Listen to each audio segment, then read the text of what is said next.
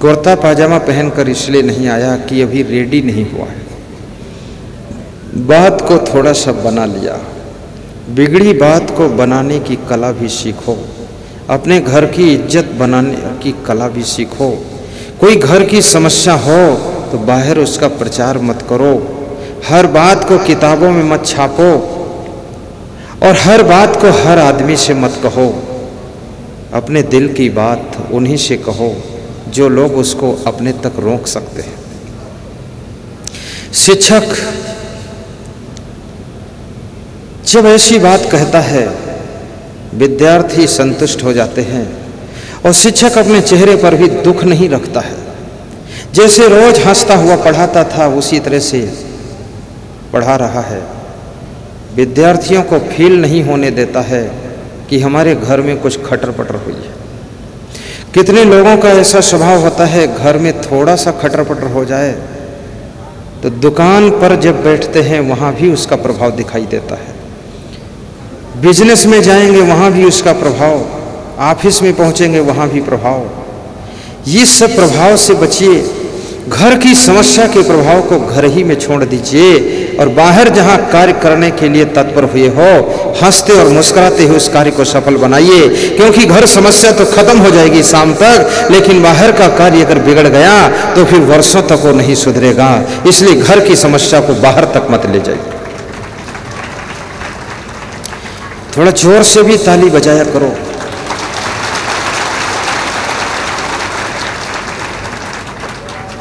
बहुत अच्छी बात है। अभी फौहारे भी चलने वाले हैं, चिंता मत करना। आपके ऊपर फौहारे छोड़े जाएंगे।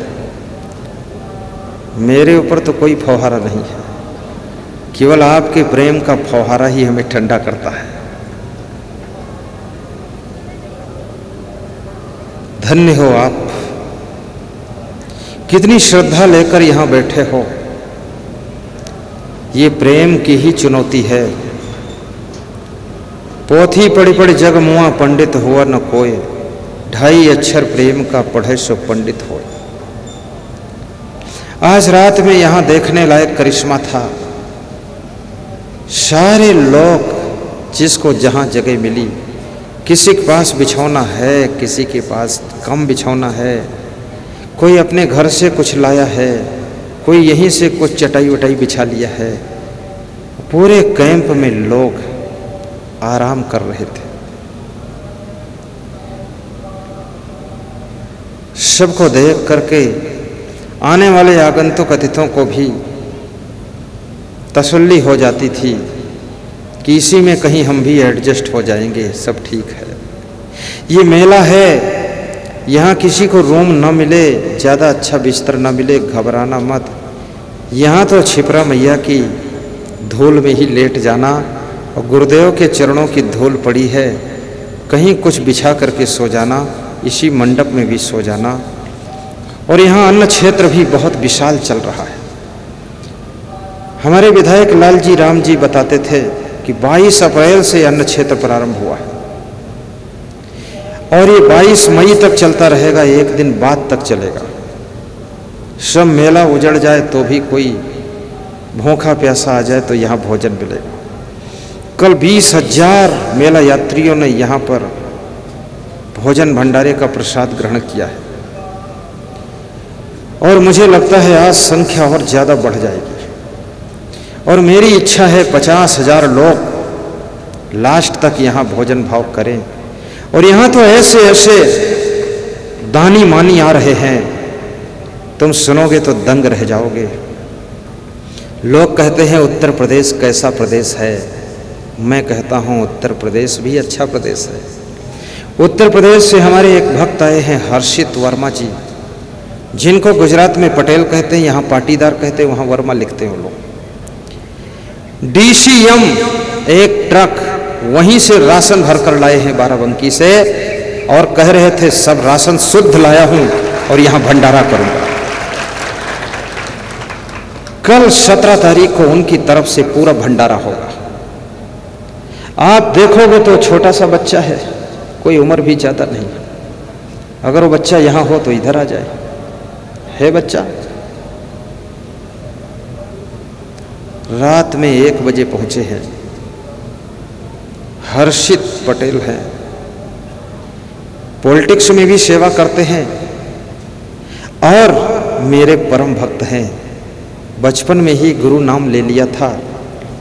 उन्होंने पूछा, गुरुदेव इस साल का क्या लक्ष्य है? मैंने कहा, सिंहस्थ कुंभ में अन्न क्षेत्र चलेगा भंडारा। बोले मेरा नाम लिख लो, 1 दिन का भंडारा मैं पूरा करूंगा। तो मैंने कहा शुरू में कर दो। मैंने कहा शुरू में कर दो, कम खर्चा होगा। बोले लास्ट में करूंगा, ज्यादा खर्चा होगा, ठीक रहेगा।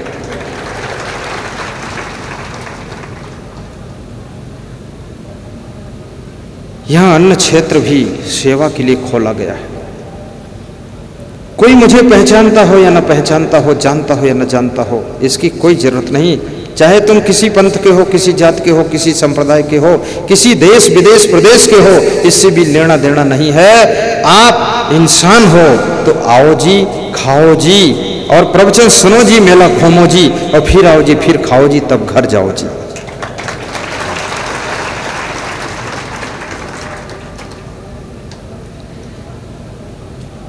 मेरे से एक सज्जन कह रहे थे कि आपके यहाँ तो बिल्ला उल्ला पास वास कुछ मिलता ही नहीं है। हमने कहा यहाँ स्पेशल पास खुला है, चलते जाओ, जाते जाओ। हमारा धर्म हो सेवा, हमारा कर्म हो सेवा। जिसका लक्ष्य महान है उसका लक्ष्य कभी अधूरा नहीं रह जाता है। उसको पूरा करने के लिए सृष्टि की बहुत सी पवित्र आत्माएं सहयोग प्रदान करने लग जाती है। हमारा धर्म हो सेवा, गाओ ताली बजाकर। हमारा कर्म हो सेवा। बहुत सीरियस मत बैठना, हमारा ये मत सोचना लाइव टेलीकास्ट हो रहा है तो ऐसा मुंह बनाकर बैठूं। ना ना ना, तुम्हारा जैसा मुंह है वैसा ही रखो, अलग जैसा मत बनाओ। और मस्ती से गाओ, ताली बजाओ, हंसो और मुस्कुराओ।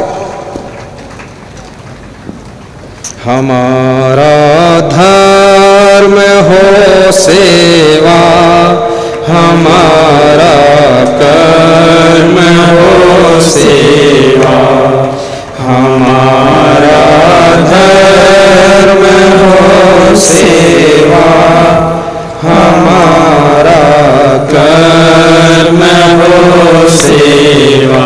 वाह वाह, जय हो। सेवा बहुत बड़ी सेवा है। ये सेवा स्वर्ग की सीढ़ी है, सेवा शांति का पथ है, और सेवा त्याग का पथ है। और सेवा करने वाले को जो आनंद मिलता है वो कभी कहीं पैसे से भी नहीं मिल सकता है। सेवा करो।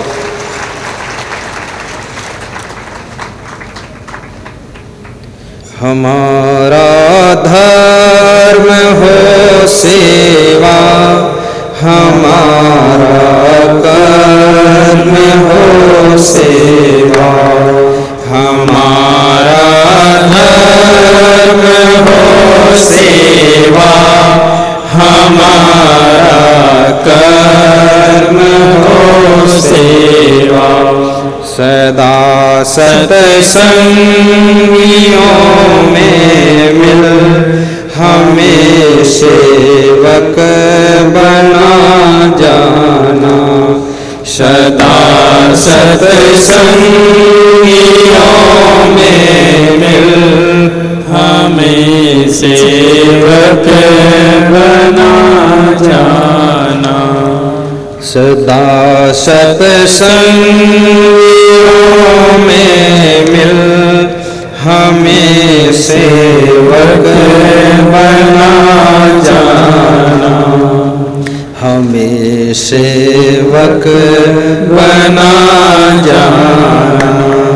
हमारे ध्यान में आकर प्रभु जी आँखों में बस जाना। हमारे ध्यान में आकर प्रभु जी आँखों में बस जाना। प्रभु जी आँखों में बस जाना। जी आँखों में बस जाना। जय हो जय हो। आँखों में बसा लो अपने इष्ट गुरुदेव को। कोई सुरमा बेचने वाला सौदागर किसी गांव में गया और सुरमा बेचने की आवाज़ लगाया कि सुरमा ले लो सुरमा। सुरमा आँखों में लगाया जाता था, अब तो बहुत कम लोग सुरमा लगाते हैं। तो इसका सुरमा बिका नहीं, एक भी शीशी नहीं बिकी। तो सौदागर बड़बड़ाता हुआ जा रहा था, ये गांव मनुष्यों का है कि जानवरों का है, क्योंकि जानवर सुरमा नहीं लगाते हैं, इसमें कोई सुरमा ही नहीं लगाया, कोई लिया ही नहीं मेरा सुरमा। तो एक महिला ने उसके शब्दों को सुना और रोका, कहा रुको बाबा इधर आओ, हमारे गांव को जानवर मत कहना, हमारा गांव बहुत महान लोगों का है। बोले तो सुरमा क्यों नहीं बिका मेरा सुरमा, एक दो शीशी तो बिकना चाहिए। तो उस महिला ने कहा ये गांव पूरा भक्त है, गुरु का भक्त है, भगवान का भक्त है, और सबकी आंखों में भगवान बसे हैं, गुरु बसे हैं। अब आंख में इतनी जगह खाली नहीं है कि आपका सुरमा लगाया जा सके, इसलिए सुरमा यहाँ नहीं बिकेगा। आंखों में बसा लो गुरुदेव को। इसलिए मीरा भजन गाती थी, बसो मेरे नैनन में नंदलाल। ये छोटी सी आंखें बड़े से संसार को बसाने की सामर्थ्य रखती हैं। ये छोटी सी आंखें बड़ी सी दुनिया को देख लेती हैं, और आंखों का बड़ा निराला खेल है। प्रेम की दृष्टि, भाव की दृष्टि, सेवा की दृष्टि, गुस्सा की दृष्टि, क्रोध की दृष्टि, लोभ की दृष्टि। मैं तो ये सोचता हूँ ये सिंहस्थ कुंभ बहुत सार्थक कुंभ है। कई लोगों का सामान गिरा है, मोबाइल गिरे हैं, सब मिल गए हैं, अनाउंस हुआ है और लोगों को प्राप्त हो गए। और कई लोगों का पर्स गिर गया है, वो भी मिला है। कितने लोग ईमानदार हैं, कितने लोग वफादार हैं।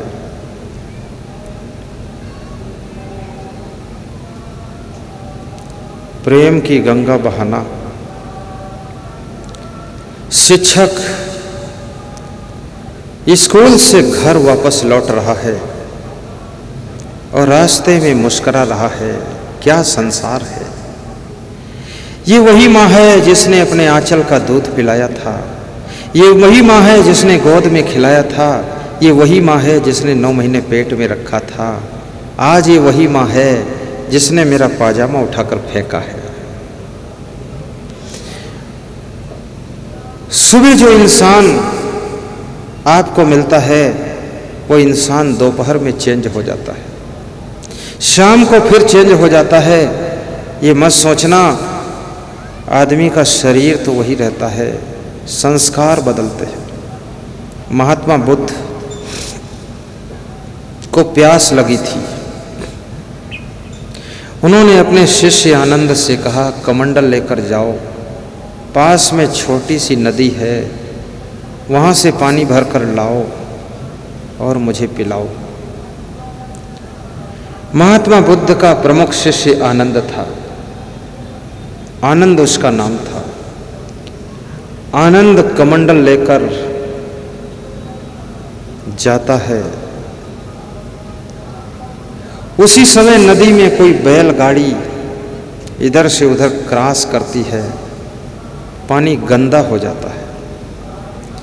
गंदे पानी को देख करके आनंद खाली कमंडल लेकर बुद्ध के पास वापस आता है और कहता है भगवान पानी पीने लायक नहीं था, गंदा था, इसलिए पानी में लाया नहीं हूँ। बोले क्यों? कहा बैलगाड़ी निकली थी, पानी गंदा था। बुद्ध ने कहा आनंद फिर जाओ और पानी लेकर आओ, प्यास बहुत जोर से लगी। आनंद गया और वहाँ देखा पानी निर्मल है और पानी में कमंडल डुबाकर पानी भरकर प्रेम से लाया, बुद्ध को पिलाया। तो बुद्ध मुस्कराते हैं और कहते हैं आनंद ये जैसे नदी बैलगाड़ी निकलने से गंदी हो गई थी और थोड़ी देर के बाद फिर वो निर्मल हो गई, ऐसे संसार के लोग भी जब उनके मन की नदी में, अंतःकरण की नदी में काम क्रोध लोभ मोह की बैलगाड़ी कभी कभी निकल जाती है तो अंतःकरण गंदा हो जाता है, लेकिन फिर थोड़ी देर के बाद निर्मल हो जाता है।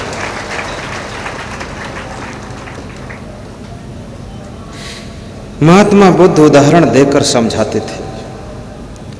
इसलिए कोई आदमी कभी नाराज हो जाए तो ये मत समझना कि बेकार आदमी है।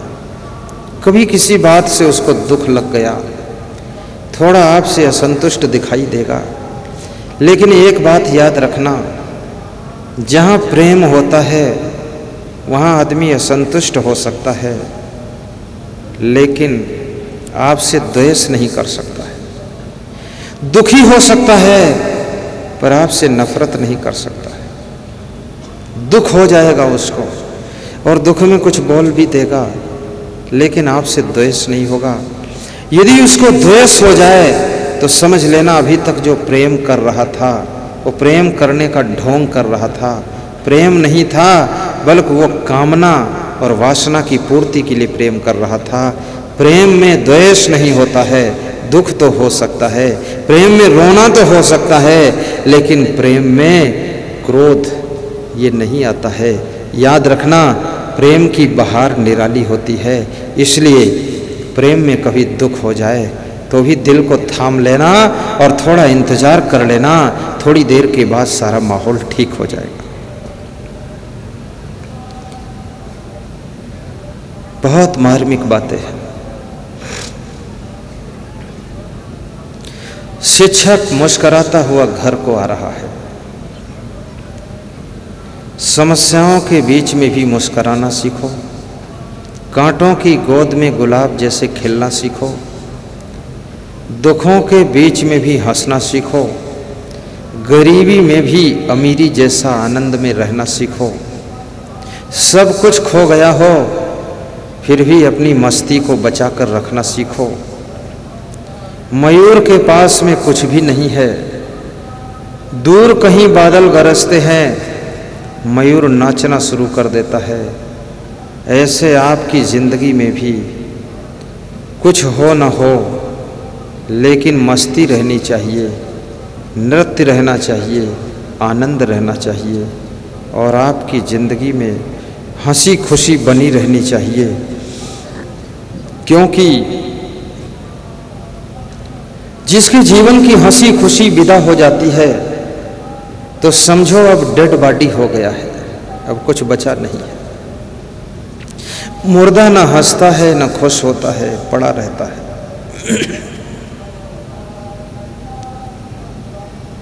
हंसते रहो ये जिंदगी बेकार न हो जाए, सपने में किसी जीव का अपकार न हो जाए। हंसते रहो ये जिंदगी बेकार न हो जाए, बेकार न हो जाए। हंसते रहो ये जिंदगी बेकार न हो जाए, बेकार न हो जाए। सपने में किसी जीव का अपकार न हो जाए, सपने में किसी जीव का अपकार न हो जाए। हंसते रहो ये जिंदगी बेकार न हो जाए, बेकार न हो जाए। हंसते रहो ये जिंदगी बेकार न हो जाए, बेकार न हो जाए। प्रसन्न रहने का अभ्यास कीजिए।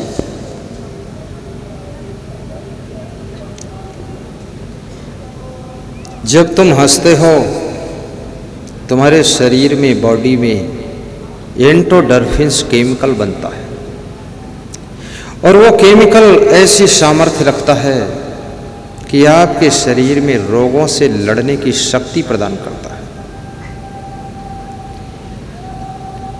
और पैदल भी चला करो, और पैदल धीरे चलने से कोई फायदा नहीं होगा, तेज चाल में चलो।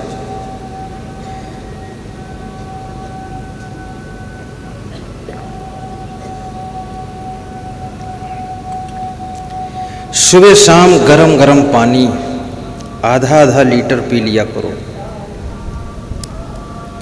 उससे आपके किडनी में जो स्टोन बना है वो भी निकल कर बाहर हो जाएगा और भविष्य में कभी भी पथरी स्टोन नहीं बनेगा।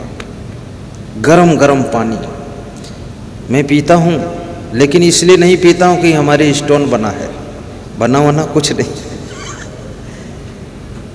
लेकिन उसको पीने से गर्म पानी समस्त बॉडी के इन्फेक्शन को खत्म कर देता है,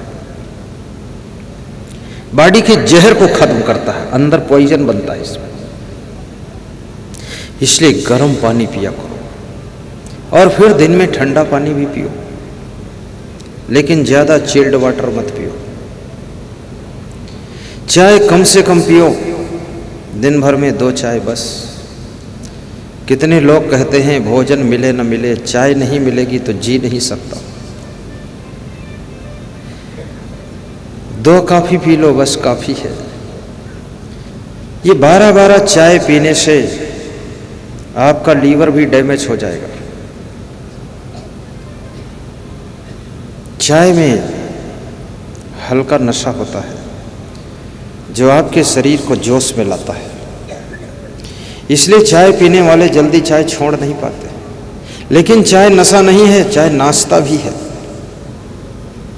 तुम्हें पूरा छोड़ने को तो नहीं कहता हूँ, लेकिन इतना जरूर है, मात्रा कम रखिए। और सवेरे यदि उपलब्ध हो जाए तो मूली खाइए, गाजर खाइए, और ऐसा भी नहीं 10 मूली खा लो, बस 1 मूली, बड़ी मूली है तो आधी मूली, और गाजर भी चबा चबा कर खाइए। चुकंदर खाइए, सलजम खाइए, 1 टमाटर खा लीजिए, 1 केला खा लीजिए, थोड़ा पपीता खा लो, थोड़ा जाम फल अमरूद खा लो। ये सब मिलाकर थोड़ा थोड़ा खा लो और आधा घंटे तक फिर कुछ मत खाओ। ये पेट का सबसे बड़ा इलाज है। फिर पेट में कब्जियत नहीं रहेगी, पाचन तंत्र स्ट्रांग हो जाएगा और भूख ऐसी लगेगी कि तुम्हारे पेट में भस्मासुर पैदा हो जाएगा, जबरदस्त। फिर रोटी भी हजम हो जाएगी। और भोजन खाने के बाद फल वल मत खाइए तुरंत कुछ, वो नुकसान करेगा आपको। गरम गरम भोजन, ठंडे फल ऊपर डाल रहे हो। भोजन खाने के बाद कुछ मत खाइए, बस थोड़ा आराम जरूर करिए, आधा घंटे। और आराम अगर नहीं करने को मिल रहा है तो फिर कम खाइए। और अगर नींद आती है थोड़ा आधा घंटे सो भी लीजिए। एक सज्जन कह रहे थे सुबह योगा करता हूँ, उसके बाद नींद आती तो क्या करूँ? तो हमने कहा क्या कोई टैक्स पड़ता है, सो जाओ, प्रचार क्यों करते हो? बोले सुबह सोना मना है। तो हमने कहा बताओ मत किसे, सो जाए करो।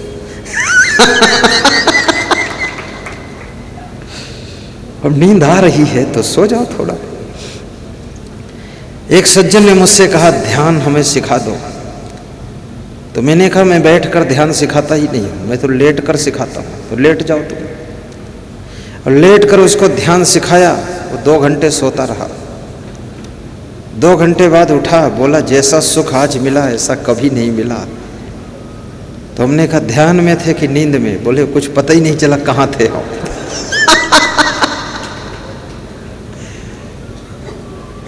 जब वास्तव में ध्यान लगेगा तो तुम गहरी नींद में डूब जाओ।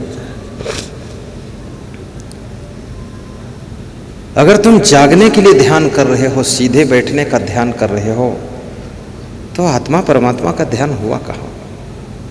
इसलिए ध्यान हमेशा लेट कर करिए, जिसको रिलैक्स मेडिटेशन कहते हैं। आराम से लेट जाइए और तकिया मत लगाइए, ना ठंडा लगे ना गर्म लगे। और मच्छर मच्छियाँ हो तो मच्छरदानी लगा लो, उसके अंदर रहो। हाथ पांव ढीले कर दो, मुर्दे जैसे पड़े हो जाओ।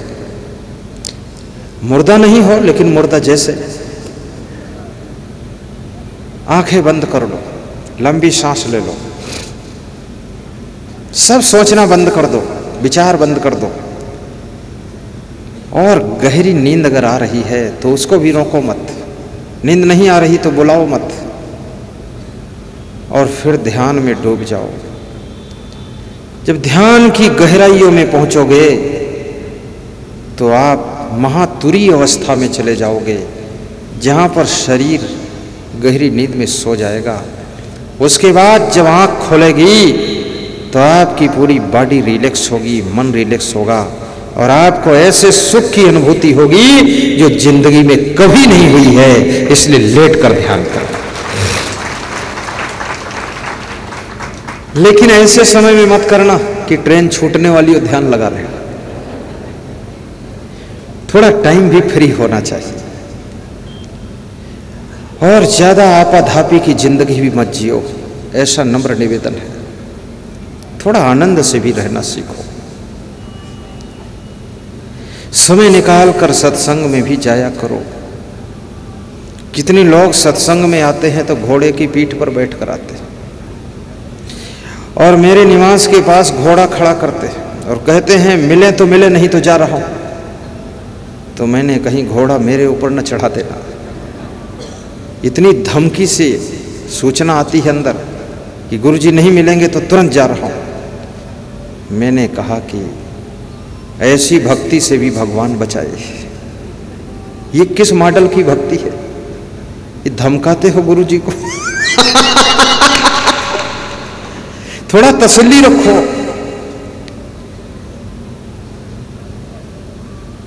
गुरु के साधना, स्वाध्याय और विश्राम का टाइम भी देखो।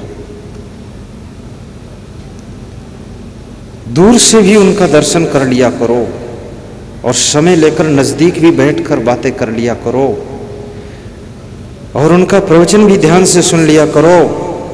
अभी यहाँ उत्तर प्रदेश से बहुत भक्त आए हुए हैं, छत्तीसगढ़ से बहुत भक्त आए हैं, गुजरात महाराष्ट्र से आए हैं, बिहार झारखंड हिमाचल से आए हैं, मध्य प्रदेश से तो सबसे ज्यादा आए हैं और सबकी इच्छा है कि मैं आपसे मिलूंगा, बात करूंगा। सब मेरे से बोलना चाहते, बात करना चाहते हैं, लेकिन यहां आकर भीड़ को देखकर सब अपने आप को समझा लेते हैं। केवल आंखों से देख लो, बात नहीं हो सकती है।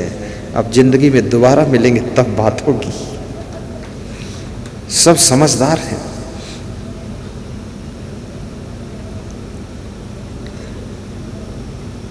धन्य हो आप, धन्य है आपका प्रेम, धन्य है यहां विराजे हुए लोग और जिन्होंने बहुत बड़ा दान दिया है। इस सिंहस्थ कुंभ में कैंप लगाने के लिए उनको व्यास गादी बहुत बहुत धन्यवाद दे रही है, क्योंकि ये कार्यक्रम बहुत बड़ी धनराशि से संपन्न हो रहा है। बहुत बड़ी व्यवस्था इसमें लगी है और मैं तो ये सोचता हूं जहां लाखों भक्तों की आस्था लग जाती है वहां पर व्यवस्था अपने आप फिर खड़ी हो जाती है।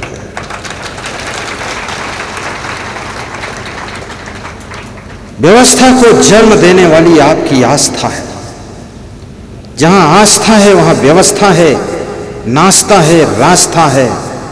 और जहां आस्था नहीं रह जाती है वहां न नाश्ता है, न रास्ता है, न कोई वास्ता है, न कोई व्यवस्था है। वहां तो सब लहड़म पहाड़म, अल्लम जल्लम। हर श्रद्धालु अपनी अपनी आस्था से व्यवस्था जमा रहा है।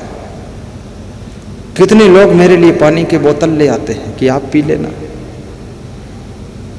मेरा ख्याल भी करते, फल ले आते हैं। और कितने लोग पूछते हैं कुछ चाहिए तो आप बता दो, मार्केट जा रहा हूं। कुछ लोग फूल माला रोज लाते हैं। सेवा में जिसको जितना अवसर मिल जाए उतना ज्यादा उसका भाग्य है। मैं सबको आशीर्वाद देता हूं और शिक्षक की कहानी जहां रुकी है वहां से फिर आगे बढ़ाता हूं। शिक्षक रास्ते में लौट रहा था ना, इसलिए थोड़ा टाइम तो लगेगा लौटने में, इसलिए बीच में दूसरी बात करता रहा। मैं कोई स्टोरी कहता हूं, मेरा स्टोरी कहने का भी ढंग भी सबसे अलग रहता है। कहाँ कितना रुकना है, कोई रास्ते में आ रहा तो उसको टाइम लग जाएगा ना। अब शिक्षक घर पहुंच गया है, अब फिर से कहानी पकड़ो आप।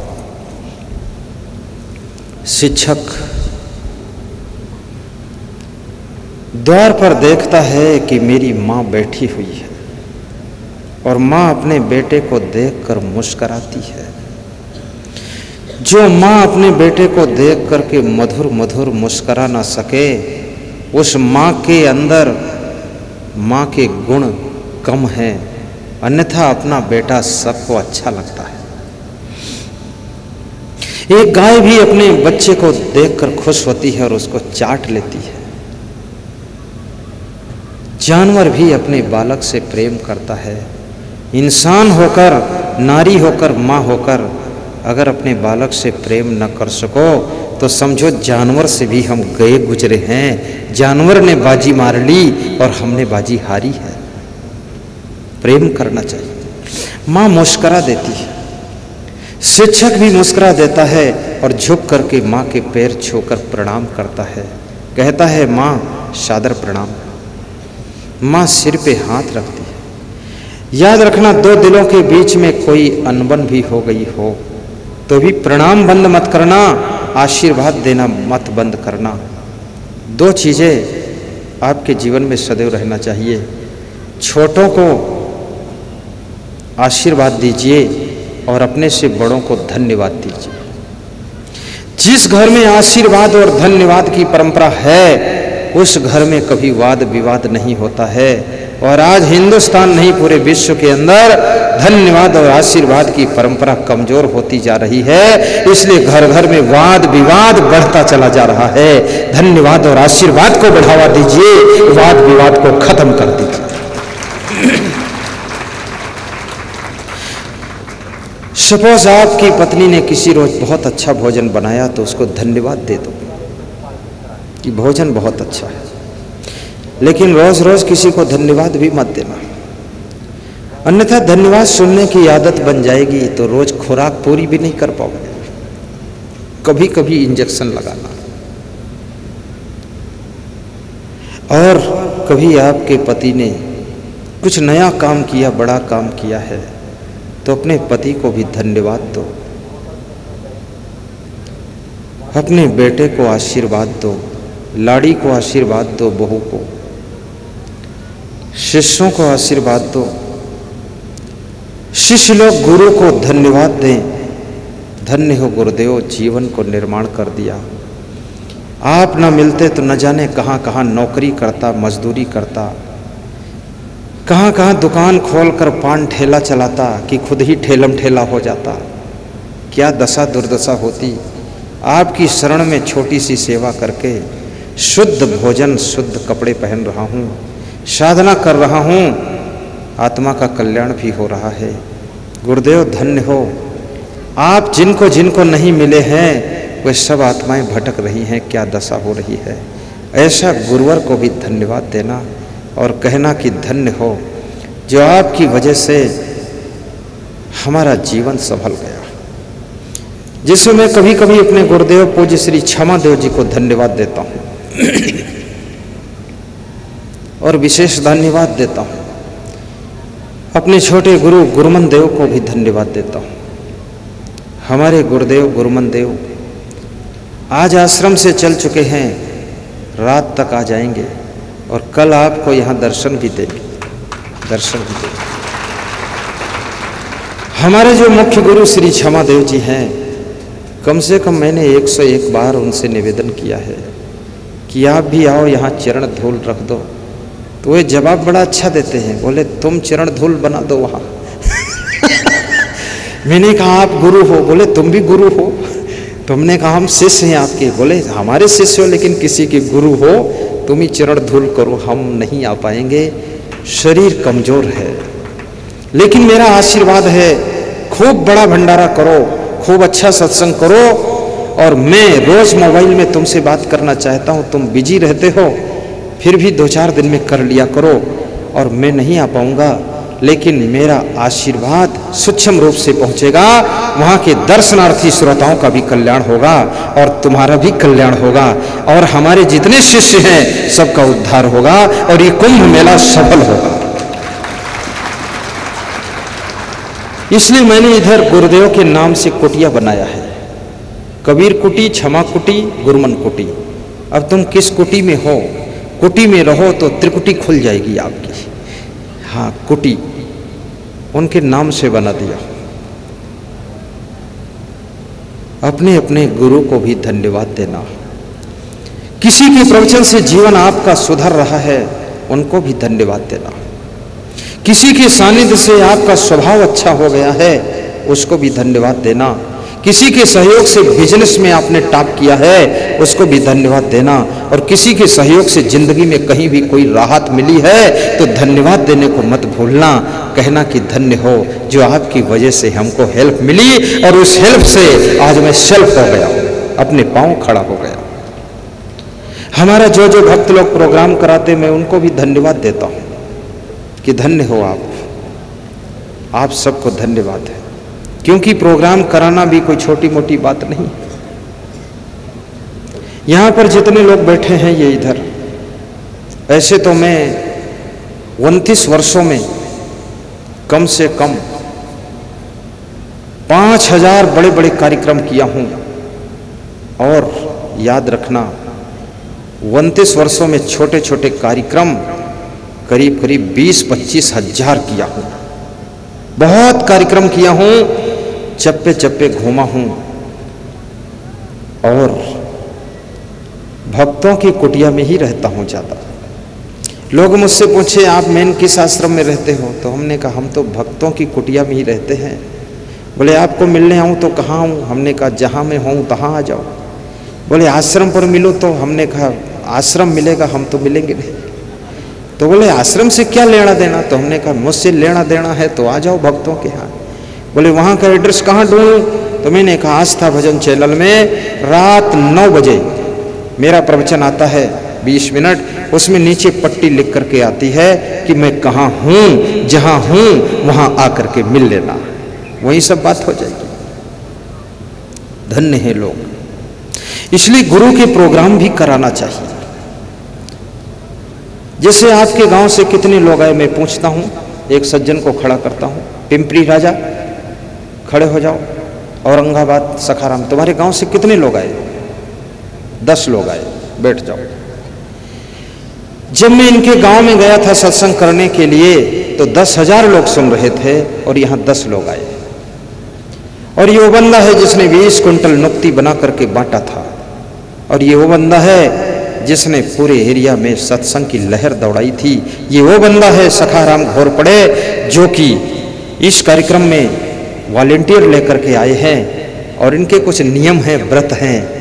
ये रोज बंदगी जब करते हैं माला देकर और 1001 रुपया दान करके तभी बंदगी करते हैं। और इनका कहना है गुरुदेव घर चलाऊंगा, उसके बाद आपके उद्देश्य ही सफल बनाऊंगा और आधे महाराष्ट्र की जिम्मेदारी मेरी है, आपके ज्ञान का प्रचार प्रसार मैं करूंगा। ऐसा है। इसी श्रृंखला में बहुत से लोग हैं। विधायक लालजी राम जी ये मालवा क्षेत्र का पूरा प्रचार प्रसार का बीड़ा उठाते हैं। जिसका नाम लो उस पर कैमरा घुमा देना। और इसमें बैठे हुए हमारे जितने भक्त हैं ये जजमान और नीचे भी और इसके अंदर भी छिपे हुए लोग, बहुत से लोग तो ऐसे हैं कि बीचों बीच में छिप के बैठते हैं ताकि गुरुदेव देख ना पाए। लेकिन याद रखना जब वर्षा होती है तो बूंदें सबके ऊपर पड़ जाती हैं। जब गुरुदेव की कृपा बरसती है तो कोई भी वंचित नहीं रह जाता है, चाहे छिपा बैठा हो चाहे जहां बैठा हो, सबके ऊपर आशीर्वाद बरस जाता है। मैं अपने संतों को भी धन्यवाद देता हूं जो कि यहां पर सिंहस्थ में शायद इनको जिंदगी में इतना बड़ा परिश्रम पहली बार पड़ा हो। संतों का जब चेहरा देखता हूं तो ऐसा लगता है खुश तो बहुत हैं लेकिन थके बहुत हैं, दिन रात चलते रहते हैं। ये मेरी टोली जो है ये प्रोग्राम मैं नहीं कर पाता, ये मेरे संत लोगों की हिम्मत पुरुषार्थ डटे हैं। जहां जिसको सेवा मिली है अडिग रूप से कार्य करते हैं, अपनी सामर्थ्य का प्रयोग करते हैं। ये विश्व कल्याण तपोभूमि आश्रम मुस्तफाबाद कबीर धाम लखीमपुर खीरी नेपाल बॉर्डर से आई है। इसको मैं बहुत बहुत आशीर्वाद देता हूँ और हमारे सभी शिष्य समर्पित हैं, महान हैं, और मैं इनको कहूँगा कि तुम्हारी सामर्थ्य से सेवा कर रहे हो और इसका पुण्य तुम्हारे जीवन को धन्य बनाएगा। और ये जो आए हुए श्रद्धालु लोग हैं, इनकी आत्माएं खुश होकर के यहाँ से लौटेंगी, तो इनकी खुशियों से ही तुम्हारा जीवन धन्य हो जाएगा। दूर दूर से आए हुए भक्तगण, इनको सबको धन्यवाद देता हूँ। जो कभी जमीन पर सोए नहीं थे, डबल बेड पर सोते थे, आज यहाँ बेड ही गायब है। वो जमीन की बेड में सोते हैं ऊपड़ खपड़ में।